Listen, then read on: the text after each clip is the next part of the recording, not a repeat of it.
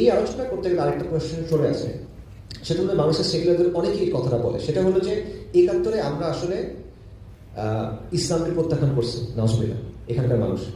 কেন? কারণ পাকিস্তান ছিল একটা ইসলামী প্রজাতন্ত্র, ইসলামিক রিপাবলিক অফ পাকিস্তান, আর বাংলাদেশ হল পিপলস রিপাবলিক, গণপ্রজাতন্ত্র।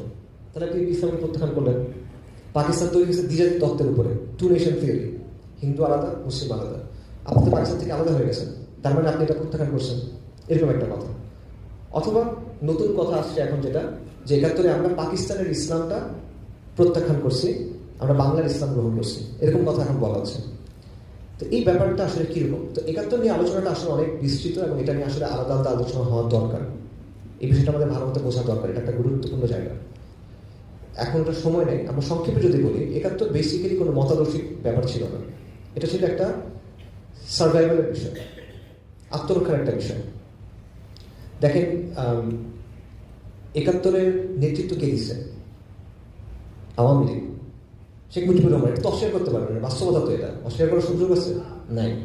আচ্ছা, তারা তো নির্বাচনে জিতল। ৭ই মার্চের পরে ২৪শে মার্চ পর্যন্ত তো শেখ মুজিবুর রহমান একবার ইয়াহিয়ার সাথে, একবার জুলফিকার আলী ভুট্টোর সাথে মিটিং করতেছে। মিটিং শেষে বাইরে হয়ে এসে বলছে যে হ্যাঁ অগ্রগতি হইতেছে, হচ্ছে না, এগুলো বলতেছে না। তো আপনি যদি ৭ই মার্চে স্বাধীনতার ঘোষণা দেন, তাহলে আপনি এটা কেন বলতেছেন? না, Mujib was eager to go to power, সে হেড অফ স্টেট হতে চাচ্ছে, এটা প্রমাণিত সত্য, তাই না?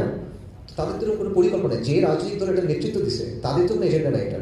সে ক্ষমতা যেতে যাচ্ছে, নিয়মতান্ত্রিক নির্বাচন করছে, নির্বাচনে জিতছে, সে ক্ষমতায় যেতে চায়, স্বাধিকার টাধিকার কিছু কথাটা বলছে। তো পাকিস্তান আগে পাওয়ার হস্তান্তর করে নাই, পাকিস্তানি এলিট চায় নাই হস্তান্তর করতে, তারা ক্র্যাকডাউন করছে, মানুষ বাধ্য হয়ে তখন রিভোল্ট করছে। দেখছে, এটা মতরসিক কিছু না, এটা একটা সার্ভাইভালের বিষয়। আপনি আত্মরক্ষার জন্য এখানে যুদ্ধ করছেন। সো এখানে এটা বলার কোনো অবশ্যই এখানে এটা সত্য কথা যে ছাত্রদের মধ্যে কিছু অংশ ছিল, সিরাজ আলম খান টাইপের যারা ছিল, নিউক্লিয়াস বা এই টাইপের যারা ছিল, যে তারা অনেক আগে থেকে চিন্তা ভাবনা এরকম ছিল তাদের। ছাত্রদের মধ্যে কিছু ছিল, জাতীয়তাবাদীদের মধ্যে কিছু এরকম ছিল, কমিউনিস্টের মধ্যে ছিল, এটা বাস্তবতা। বাট তারা কিন্তু ছাত্রদের মধ্যে মেজরিটি না। সো পুরা দেশ প্রত্যাখ্যান করছে বা এক্সেট্রা, সেগুলো বলার আসলে তেমন কোনো সুযোগ নেই।